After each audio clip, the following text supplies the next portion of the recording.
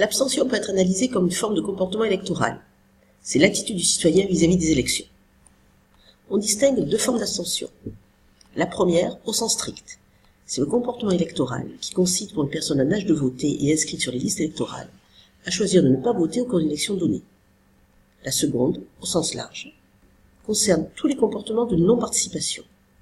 On peut alors considérer que la non-inscription sur les listes électorales relève également de l'abstention. Dans ce cas, on distingue la mal-inscription. L'individu est inscrit dans un bureau de vote qui ne correspond plus à son lieu de résidence effectif. De la non-inscription. L'individu n'est enregistré sur aucune liste électorale. Quelles sont les caractéristiques de ces personnes? La mal-inscription concerne 7 millions de citoyens, principalement des jeunes actifs, étudiants ou cadres.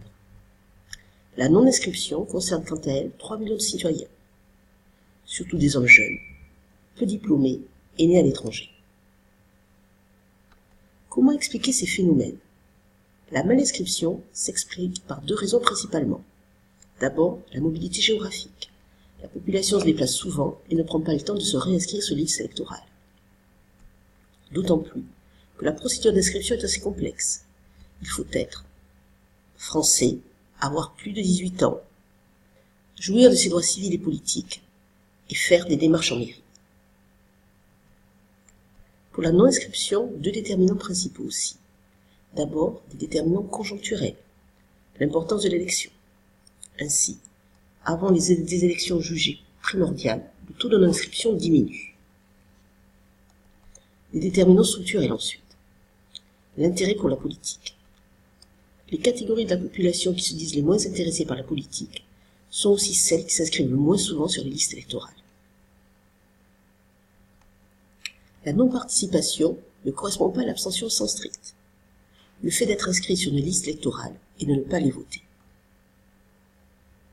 On oppose alors deux formes d'abstentionnisme.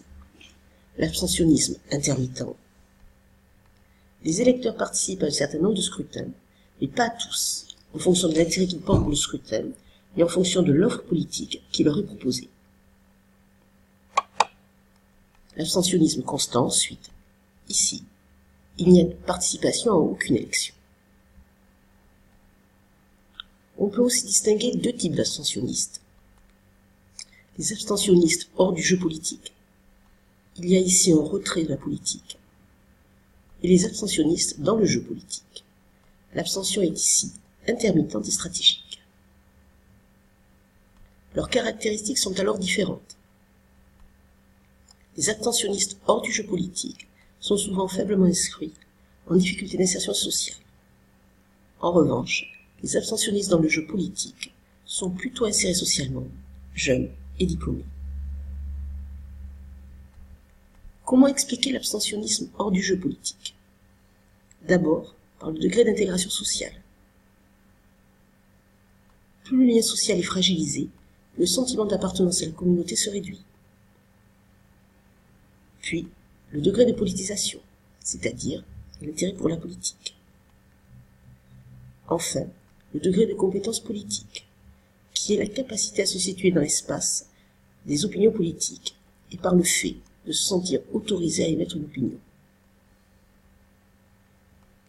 L'abstentionnisme dans le jeu politique s'explique par d'autres déterminants. D'abord, l'enjeu de l'élection paraît limité.